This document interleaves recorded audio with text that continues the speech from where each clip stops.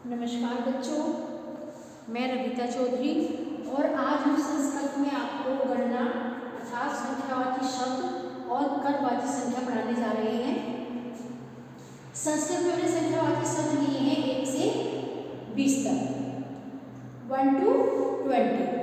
तो सबसे पहले हम देखेंगे कि संस्कृत में 1 से 20 तक की जो हमारी गिनतियाँ होती हैं, जो हमारी गणना होती है, जो हमारी संख्या होती है, उनको संस्कृत में क्या क्या कहते हैं। सबसे पहले एक को एक, 2 का द्वि, 3 को त्रि, 4 को चतुर, 5 को पंच, 6 को षट, 7 को सप्त। ये 7 है। हिंदी की ये गिनती लिखी गई है बेटा, हिंदी में लिखा हुआ मैंने इनको, तो ये 7 है। 7 को सप्त, 8 को अष्ट, 9 को नव और 10 को दश।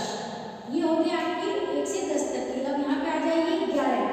1 का 10, 1 और 10 11, दुआ 10, 2 और 10 12, त्रियोदश 3 और 10 13, चतुर्दश 4 और 10 14, पंचदश 5 और 10 15, षोडश 16, 6 और 10 को क्या बोलते हैं, कितना, तो 16 को संस्कृत में क्या बोलते हैं, षोडश। 17 सप्तदश, 7 और 10 क्या हुआ, सप्तदश।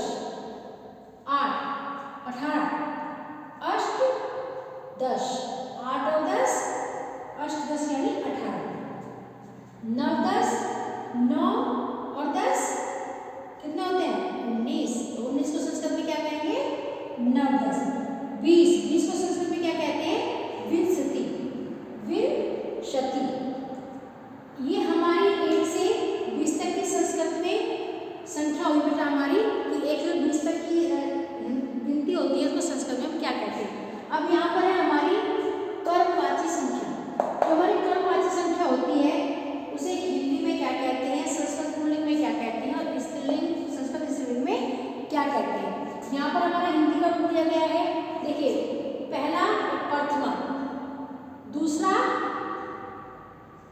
जो नंबर सेकंड पे आता है उसको क्या बोलते हैं, दूसरा। हिंदी में पहला, दूसरा, तीसरा, चौथा, पांचवा, छठा, सातवां, आठवां, नौवां, 10वां। ये हो गया हमारे हिंदी में। इन सबको आप सब जानते ही हैं। अब इनको हम पुल्लिंग में और स्त्रीलिंग में कैसे बोलते हैं ये देखना है, इनमें क्या डिफरेंस है, क्या अंतर है, ये देखेंगे। हम पुल्लिंग में आ जाते हैं। मैंने आपको पहले समझाया हुआ, हमारा पुल्लिंग होता है वो हमारा होता है अकारांत।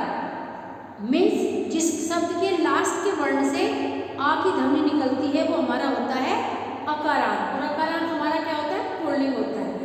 और जिस शब्द की लास्ट के वर्ण की ध्वनि निकलती है आ, वो हमारा होता है आकारांत, यानी हमारा स्त्रीलिंग। रमा, सीमा, रविता, आ की ध्वनि निकल रही है वो हमारा क्या होता है, आकारांत, यानी हमारा स्त्रीलिंग। और जिसमें आ की ध्वनि निकलती है वो हमारा होता है पुल्लिंग। तो आज यहाँ पे देखेंगे बेटा, प्रथम मैं ए, द्वितीय ए, तृतीय, चतुर्थे, पंचमे, षष्ठे, सप्तमे, अष्टमे, नवमे, दशमे। क्योंकि यहाँ पर हमारे विसर्ग लगे हुए हैं, ये हमारे सारे विसर्ग लगे हुए हैं, तो इसमें हमारी ध्वनि कैसे निकलती है, ए। जहाँ पर भी हमारा विसर्ग होता है वहाँ पर हम ध्वनि कैसे निकालेंगे, अ करके। जैसे प्रथम, द्वितीय, तृतीय, चतुर्थी, मतलब जो भी आपको चतुर्थ, अ क्योंकि विसर्ग लगा हुआ है, चतुर्थ, तो अ की ध्वनि हमारे मुख से निकलती है। जब हमारा उच्चारण सही होगा, हम सही बोलेंगे, तो हम लिखेंगे भी एकदम सही, उसको समझ भी हम सही पाएंगे। ठीक है, तो ये हुआ हमारा संस्कृत पुल्लिंग। अब यहीं पे आप इसी में आ जाइए संस्कृत का स्त्रीलिंग। मैंने अभी आपको बताया कि संस्कृत में जो स्त्रीलिंग होता है वो होता है हमारा आकारांत। तो प्रथम माँ आ, द्वितीय आ, तृतीय, चतुर्थी, इकारांत भी हमारा स्त्रीलिंग होता है, इकारांत। जैसे नदी, मती, समझ रहे हो। पंचमी, षष्ठी, सप्तमी, अष्टमी, नवमी, दशमी।